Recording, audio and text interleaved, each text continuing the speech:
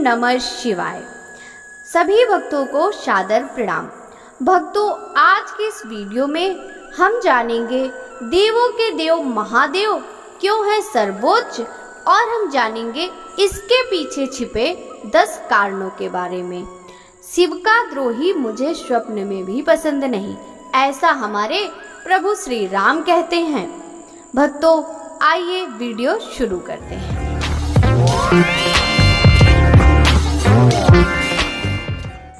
ओम नमः शिवाय। ओम प्रथम नाम परमात्मा का, फिर नमन शिव को करते हैं। सत्यम शिवम और सुंदरम, जो सत्य है वह ब्रह्म है। ब्रह्म अर्थात परमात्मा, जो शिव है वह परम शुभ और पवित्र आत्म तत्व है, और जो सुंदरम है वही परम प्रकृति है, अर्थात परमात्मा शिव और पार्वती के अलावा कुछ भी जानने योग्य नहीं है। इन्हें जानना और इन्हीं में लीन हो जाना का मार्ग ही हिंदुत्व है। शिव अनादि, आदि, मध्य और अनंत हैं। शिव है प्रथम और शिव ही है अंतिम। शिव है सनातन धर्म का परम कारण और कार्य। शिव है धर्म की जड़। शिव से ही है धर्म, अर्थ, काम और मोक्ष। सभी जगत शिव की ही शरण में है। जो शिव के प्रति शरणागत नहीं है वह प्राणी दुख के गहरे गर्त में डूब जाता है, ऐसा पुराण कहते हैं। जाने अनजाने शिव का अपमान करने वाले को प्रकृति कभी क्षमा नहीं करती। तो चलिए भक्तों, हम जानते हैं इसके पीछे का पहला कारण। शिव स्वयं ब्रह्म है। शिव यक्ष के रूप को धारण करते हैं और लंबी लंबी खूबसूरत जिनकी जटाएं हैं, जिनके हाथ में पिनाक धनुष, और जो सत स्वरूप है अर्थात सनातन है। ओमवार स्वरूप, दिव्य गुण संपन्न, उज्जवल स्वरूप होते हुए जो दिगंबर है, जो शिव नागराज वासुकी का हार पहने हुए हैं, अर्धनग्न शरीर पर राख या भभूत मले जटाधारी, गले में रुद्राक्ष और सर्प लपेटे तांडव नृत्य करते हैं, तथा नंदी जिनके साथ रहते हैं। उनकी भ्रुकुटी के मध्य में तीसरा नेत्र है। वे सदा शांत और ध्यान मग्न रहते हैं। कुछ विद्वान मानते हैं कि शिव पुराण के अनुसार शिव के माता पिता सदाशिव और दुर्गा हैं। परमेश्वर से सदाशिव, सदाशिव से दुर्गा, सदाशिव दुर्गा से विष्णु, ब्रह्मा, रुद्र और महेश्वर की उत्पत्ति हुई है। रुद्र का सदाशिव रूप होने के कारण वे शिव कहलाएं। शिव पुराण के अनुसार एक बार ब्रह्मा और विष्णु दोनों में सर्वोच्चता को लेकर लड़ाई हो गई, तो बीच में काल रूपी एक स्तंभ आकर खड़ा हो गया। तब दोनों ने पूछा, प्रभु सृष्टि आदि 5 कर्तव्यों के लक्षण क्या हैं? यह हम दोनों को बताइए। तब ज्योतिर्लिंग रूप काल ने कहा, पुत्रों, तुम दोनों ने तपस्या करके मुझसे सृष्टि और स्थिति नामक 2 कृत्य प्राप्त किए हैं। इसी प्रकार मेरे विभूति स्वरूप रुद्र और महेश्वर ने 2 अन्य उत्तम कृत्य, संहार और तिरोभाव मुझसे प्राप्त किए हैं, परंतु अनुग्रह नामक दूसरा कोई कृत्य पा नहीं सका। रुद्र और महेश्वर दोनों ही अपने कृत्य को भूले नहीं हैं, इसलिए मैंने उनके लिए अपनी समानता प्रदान की है। सदाशिव कहते हैं, ये रुद्र और महेश मेरे ही जैसे वाहन रखते हैं, मेरे ही जैसा वेश धरते हैं, और मेरे ही जैसे इनके पास हथियार हैं। वे रूप, वेश, वाहन, आसन और कृत्य में मेरे ही समान हैं। भक्तों, आइए अब हम दूसरा कारण जानते हैं। शिव के कारण ही सभी धर्मों की उत्पत्ति। शिव तो जगत के पहले गुरु और परमेश्वर हैं। मान्यता अनुसार सबसे पहले उन्होंने अपना ज्ञान सप्त ऋषियों को दिया था। सप्त ऋषियों में शिव से ज्ञान लेकर अलग अलग दिशाओं में फैलाया और धरती के कोने कोने में शैव धर्म, योग और ज्ञान का प्रचार प्रसार किया। इन 7 ऋषियों ने ऐसा कोई व्यक्ति नहीं छोड़ा जिसको शिव कर्म, परंपरा आदि का ज्ञान नहीं सिखाया हो। आज सभी धर्मों में इनकी झलक देखने को मिल जाएगी। सप्त ऋषि ही शिव के मूल शिष्य भगवान शिव ही पहले योगी हैं, और मानव स्वभाव की सबसे गहरी समझ उन्हीं को है। उन्होंने अपने ज्ञान के विस्तार के लिए 7 ऋषियों को चुना और उनके योग के अलग अलग पहलुओं का ज्ञान दिया, जो योग के 7 बुनियादी पहलू बन गए। वक्त के साथ इन 7 रूपों में सैकड़ों शाखाएं निकल आईं। बाद में योग में आई जटिलता को देखकर पतंजलि ने 300 ईसा पूर्व मात्र 200 सूत्रों में पूरे योग शास्त्र को समेट दिया। योग का 8वां अंग मोक्ष है। 7 अंग तो उस मोक्ष तक पहुंचने के लिए हैं। शिव ने ही गुरु और शिष्य की परंपरा की शुरुआत की थी, जिसके चलते आज भी नाथ, शैव, शाक्त आदि सभी संतों ने उसी परंपरा का निर्वाह होता आ रहा है। आदि गुरु शंकराचार्य और गुरु गोरखनाथ ने इस परंपरा को और आगे बढ़ाया। शिव के शिष्यों के कारण ही दुनिया में अलग अलग धर्मों की स्थापना हुई। बौद्ध साहित्य के मर्मज्ञ, अंतर्राष्ट्रीय ख्याति प्राप्त विद्वान प्रोफेसर उपासक का मानना है कि शंकर ने ही बुद्ध के रूप में जन्म लिया था। उन्होंने इस संबंध में कुछ तर्क भी प्रस्तुत किए। पाली ग्रंथों में वर्णित 27 बुद्धों का उल्लेख करते हुए उन्होंने बताया कि इनमें बुद्ध के 3 नाम अति प्राचीन हैं: तड़शंकर, क्षणशंकर और मेघंकर। इसी तरह पश्चिम की संस्कृति और धर्म को भी भगवान शिव ने ही स्पष्ट रूप से प्रभावित किया। आपने भगवान शंकर का चित्र या मूर्ति देखी होगी। शिव की जटाएं हैं। उन जटाओं में एक अर्धचंद्र चिन्ह होता है, जो कई धर्मों का प्रतीक चिन्ह है। उनके मस्तक पर तीसरी आंख है। वे गले में सर्प और रुद्राक्ष की माला लपेटे रहते हैं। उनके एक हाथ में डमरू तो दूसरे में त्रिशूल है। उनके कंधे पर धनुष बाण। एक समय पहले उनके हाथ में सुदर्शन चक्र भी होता था, क्योंकि उसका निर्माण ही उन्होंने किया था। शिव ने अपने मस्तक पर त्रिपुंड तिलक धारण कर रखा है। वे कानों में कुंडल, जटा से निकली गंगा की धारा और संपूर्ण देह पर भस्म धारण किए हुए रहते हैं। उनके शरीर के निचले हिस्से को वे व्याघ्र चम्र से लपेटे रहते हैं। वे वृषभ की सवारी करते हैं और कैलाश पर्वत पर ध्यान लगाए बैठे रहते हैं। उनका विग्रह रूप शिवलिंग है। कभी आपने सोचा है कि इन सब शिव प्रतीकों के पीछे का रहस्य क्या है? शिव की वेशभूषा ऐसी है कि प्रत्येक धर्म के लोग उनमें अपने प्रतीक को ढूंढ सकते हैं। भक्तों, आइए अब हम तीसरा कारण जानते हैं।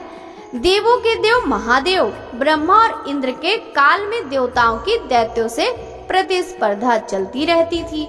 ऐसे में जब भी देवताओं पर घोर संकट आता था तो वे सभी देवादिदेव महादेव के पास जाते थे। दैत्यों, राक्षसों सहित देवताओं ने भी शिव को कई बार चुनौती दी, लेकिन वे सभी परास्त होकर शिव के समक्ष झुक गए। इसलिए शिव हैं देवों के देव महादेव। वे दैत्यों, दानवों और भूतों के प्रिय भगवान हैं। भगवान शिव को पूजने वाले देवों के साथ असुर, दानव, राक्षस, पिशाच, गंधर्व, यक्ष आदि सभी हैं। वे रावण को भी वरदान देते हैं और राम को भी। भक्तों, आइए अब हम चौथा कारण जानते हैं। तुरंत प्रसन्न होने वाले वरदानी शिव। शिव की महिमा का वर्णन पुराणों में मिलता है। ब्रह्मा द्वारा छल किए जाने पर शिव ने ब्रह्मा को शापित कर विष्णु को वरदान दिया था। शिव ने भस्मासुर को जो वरदान दिया था, उसके जाल में वे खुद ही फंस गए थे। शिव ने कामदेव को भस्म कर दिया था। शिव ने दक्ष के यज्ञ को नष्ट कर दिया था। राक्षस हो, देवता हो या फिर कोई सामान्य इंसान, शिव ने कभी अपने भक्तों के साथ भेदभाव नहीं किया। अगर कोई सच्चे मन से उन्हें याद करता है तो वे बड़ी आसानी से उसे अपना बना लेते हैं और उसकी हर मनोकामना पूरी करते हैं। उन्होंने भस्मासुर, शुक्राचार्य, रावण आदि कई असुरों को उन्होंने वरदान दिया था। शिव का महत्व जितना वाम मार्ग में है उतना ही दक्षिण मार्ग में भी है। शिव के बगैर मोक्ष की कामना असंभव है। अब हम जानेंगे पांचवा कारण। नीलकंठ शिव। भगवान शिव के गले में विषधर सर्प विराजमान है। शिव ने कालकूट नामक विष पान किया था, जो अमृत मंथन के दौरान निकला था। इसे हलाहल भी कहते हैं। कालकूट बहुत ही भीषण विष था, जिसके कारण धरती नष्ट हो जाती है। यदि भगवान शिव वह संपूर्ण विष पूर्ण रूप से पी जाते तो क्या होता, यह तो नहीं मालूम, लेकिन उस विष को पीने की क्षमता किसी में नहीं थी। भगवान शिव ने वह विष अपने कंठ में धारण कर लिया। कंठ में धारण करने के कारण उनका कंठ नीला पड़ गया, इसलिए वे नीलकंठ कहलाए। बहुत से विद्वान समुद्र मंथन की घटना को एक प्रतीकात्मक घटना मानते हैं, जो कि गलत है। ऐसा मानकर वे हिंदू धर्म की ऐतिहासिक घटनाओं को मिथक और काल्पनिक बनाना चाहते हैं, जबकि ऐसी घटना हुई थी और इसके सबूत भी हैं। कालकुट नामक एक पौधे का रस भी होता है, जो अति उग्र होता है। इसकी दवाई बनाई जाती है। भक्तों, आइए अब हम छठवां कारण जानते हैं।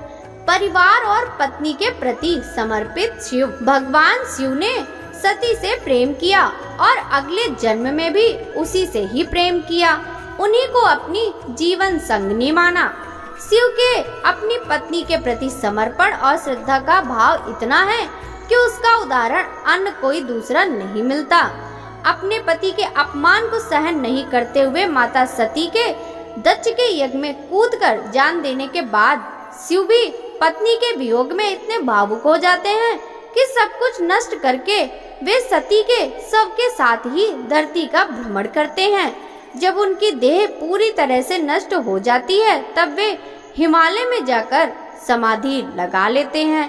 फिर कामदेव के नृत्य से उनकी समाधि भंग होती है, तो वो दंड स्वरूप कामदेव को भी भस्म कर देते हैं। जब देवी और देवता उन्हें यह बताते हैं कि सती पार्वती के रूप में जन्म लेकर आपको पाने के लिए कठिन तप कर रही है, तब उनका क्रोध शांत होता है। सती को पुनः पाकर वे प्रसन्न हो जाते हैं। इससे पता चलता है कि शिव कितने एकनिष्ठ और अपनी पत्नी की आत्मा से प्रेम करने वाले हैं। शिव और पार्वती दोनों का एक दूसरे के प्रति प्रेम और समर्पण का वर्णन सुनना अद्भुत है। आइए भक्तों, अब हम जानते हैं सातवां कारण। अद्भुत है शिव परिवार। शिव के परिवार में अद्भुत बात है विभिन्नताओं में एकता, विषमताओं में संतुलन। यह शिव परिवार से ही सीखा जा सकता है। शिव परिवार के हर व्यक्ति के वाहन या उनसे जुड़े प्राणियों को देखें तो शेर, बकरी, एक घाट का पानी पीने का दृश्य साफ दिखाई देगा। शिव पुत्र कार्तिकेय का वाहन मयूर है, मगर शिव जी के तो आभूषण ही सर्प है। वैसे स्वभाव से मयूर और सर्प दुश्मन है। इधर गणपति का वाहन चूहा है, जबकि सांप मूसक भक्षी जीव है। पार्वती स्वयं शक्ति है, जगदम्बा है, जिनका वाहन शेर है, मगर शिव जी का वाहन तो नंदी बैल है। बेचारे बैल की सिंह के आगे क्या औकात, परंतु नहीं, इन दुश्मनियों और ऊंचे नीचे स्तरों के बावजूद शिव का परिवार शांति के साथ कैलाश पर्वत पर प्रसन्नता पूर्वक समय बिताता है। शिव पार्वती चौपड़ भी खेलते हैं, भांग भी घोटते हैं।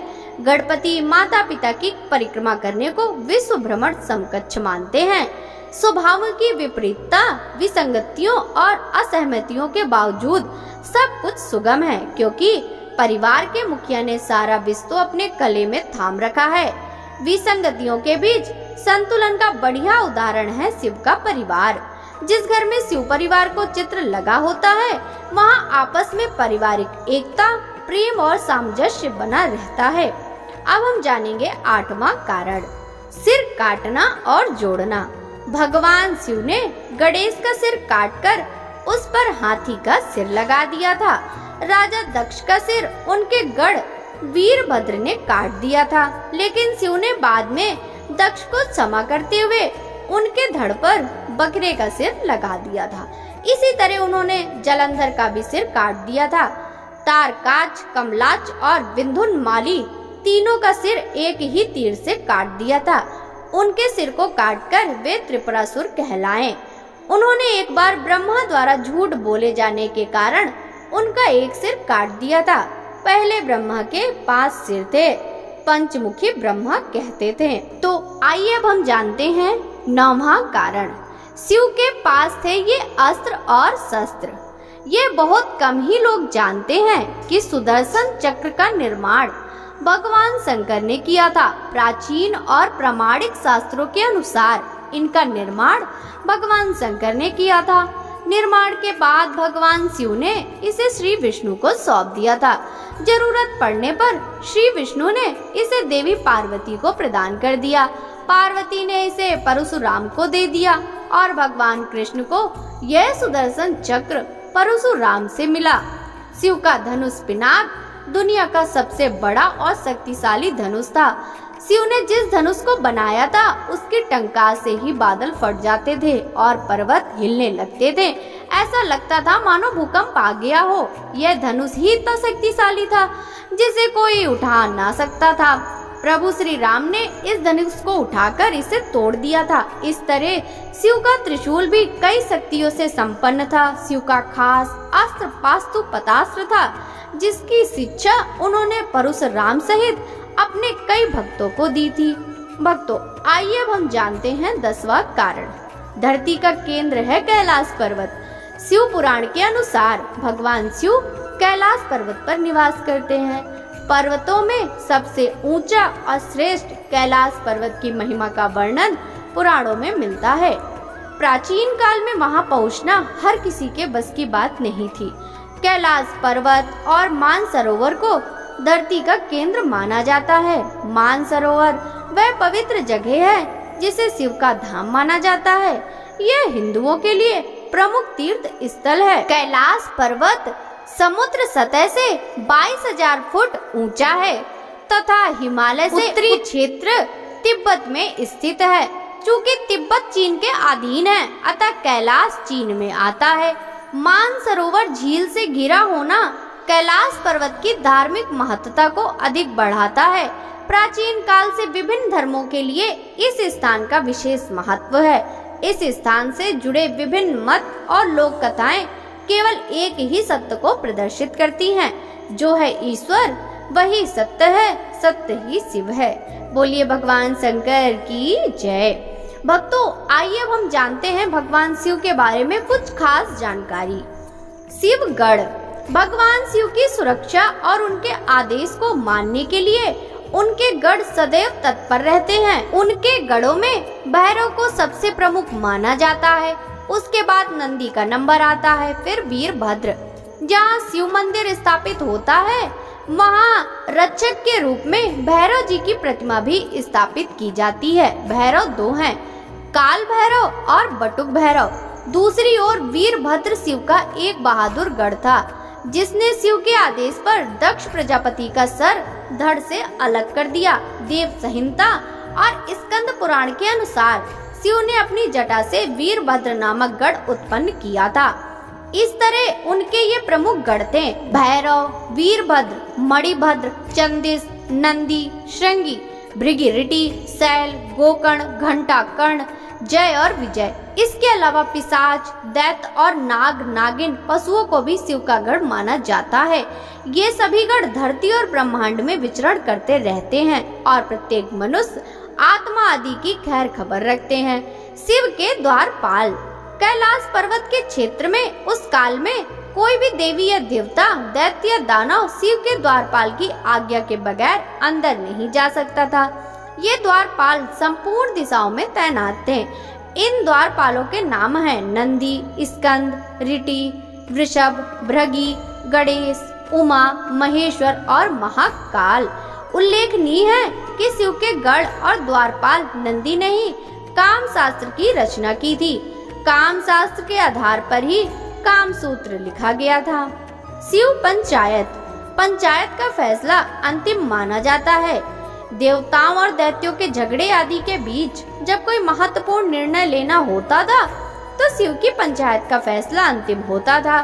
शिव की पंचायत में 5 देवता शामिल थे। ये 5 देवता थे सूर्य, गणपति, देवी, रुद्र और विष्णु। ये शिव पंचायत कहलाते हैं। शिव पार्षद, जिस तरह जय और विजय विष्णु के पार्षद हैं, उसी तरह बाण, रावण, चंड, नंदी, भृगि आदि शिव के पार्षद हैं। देखा गया है कि नंदी और भृंगी गढ़ भी हैं, द्वारपाल भी हैं और पार्षद भी हैं। शिव चिन्ह वनवासी से लेकर सभी साधारण व्यक्ति जिस चिन्ह की पूजा कर सके उस पत्थर के ढेले बटिया को शिव का चिन्ह माना जाता है। इसके अलावा रुद्राक्ष और त्रिशूल को भी शिव का चिन्ह माना गया है। कुछ लोग डमरू और अर्धचंद्र को भी शिव का चिन्ह मानते हैं। हालांकि ज्यादातर लोग शिवलिंग अर्थात शिव की ज्योति का ही पूजन करते हैं। शिव की गुफा। शिव ने एक असुर को वरदान दिया था कि तू जिसके भी सिर पर हाथ रखेगा वह भस्म हो जाएगा। इस वरदान के कारण ही उस असुर का नाम भस्मासुर हो गया। उसने सबसे पहले शिव का ही भस्म करने की सोची। भस्मासुर ने बचने के लिए भगवान शंकर वहां से भाग गए। उनके पीछे भस्मासुर भी भागने लगा। भागते भागते शिव जी एक पहाड़ी के पास रुके और फिर उन्होंने इस पहाड़ी में अपने त्रिशूल से एक गुफा बनाई और फिर वे उस गुफा में छिप गए। बाद में विष्णु जी ने आकर उनकी जान बचाई। माना जाता है वह गुफा जम्मू से 150 किलोमीटर दूर त्रिकुटा की पहाड़ियों पर है। इन खूबसूरत पहाड़ियों को देखने से ही मन शांत हो जाता है। इस गुफा में हर दिन सैकड़ों की तादाद में शिव भक्त शिव की आराधना करने आते हैं। शिव का जन्म। ब्रह्मा, विष्णु और शिव का जन्म एक रहस्य है। तीनों के जन्म की कथाएं वेद और पुराणों में अलग अलग हैं, लेकिन उनके जन्म की पुराण कथाओं में कितनी सच्चाई है, उनके जन्म की वेदों में लिखी गई कथाएं कितनी सच हैं, इस पर शोधपूर्ण दृष्टि की जरूरत है। यह बात ध्यान रखने की है कि ईश्वर अजन्मा है। अलग अलग पुराणों में भगवान शिव और विष्णु के जन्म के विषय में कई कथाएं प्रचलित हैं। शिव पुराण के अनुसार भगवान शिव को स्वयंभू माना गया है, जबकि विष्णु पुराण के अनुसार भगवान विष्णु स्वयंभू हैं। शिव पुराण के अनुसार जब भगवान शिव अपने टखने पर अमृत मल रहे थे तब उससे भगवान विष्णु पैदा हुए, जबकि विष्णु पुराण के अनुसार ब्रह्मा भगवान विष्णु की नाभि कमल से पैदा हुए, जबकि शिव भगवान विष्णु के माथे के तेज से उत्पन्न हुए बताए गए हैं। विष्णु पुराण के अनुसार माथे के तेज से उत्पन्न होने के कारण ही शिव हमेशा योग मुद्रा में रहते हैं। शिव के जन्म की कहानी हर कोई जानना चाहता है।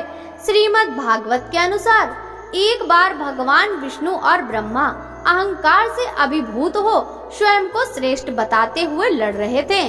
तब एक जलते हुए खंबे से, जिनका कोई भी और छोर ब्रह्मा या विष्णु नहीं समझ पाए, भगवान शिव प्रकट हुए। यदि किसी का बचपन है तो निश्चित ही जन्म भी होगा और अंत भी। विष्णु पुराण में शिव के बाल रूप का वर्णन मिलता है।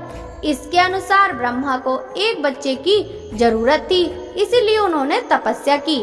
तब अचानक उनकी गोद में रोते हुए बालक शिव रूप में प्रकट हो गए। ब्रह्मा ने बच्चे से रोने का कारण पूछा तो उन्होंने बड़ी मासूमियत से जवाब दिया कि उसका नाम ब्रह्मा नहीं है, इसलिए वह रो रहा है। तब ब्रह्मा ने शिव का नाम रुद्र रखा, जिसका अर्थ होता है रोने वाला। शिव तब भी चुप नहीं हुए, इसलिए ब्रह्मा ने दूसरा नाम दिया, पर वो नाम भी भगवान शिव को पसंद नहीं आया और वे चुप नहीं हुए। इस तरह शिव को चुप कराने के लिए ब्रह्मा ने 8 नाम दिए और शिव 8 नामों से जाने जाते हैं। रुद्र, सर्व, भाव, उग्र, भीम, पशुपति, ईशान और महादेव। शिव पुराण के अनुसार ये नाम पृथ्वी पर लिखे गए थे। भक्तों, आशा करती हूँ कि आपको इस वीडियो से मिली जानकारी अच्छी लगी होगी। यदि आपको यह वीडियो अच्छा लगा हो तो इस वीडियो को लाइक कर ज़्यादा से ज़्यादा लोगों के साथ शेयर कीजिए। आपसे मिलते हैं इसी तरह की और महत्वपूर्ण जानकारियों के साथ अगली वीडियो में। सभी भक्तों को हर हर महादेव।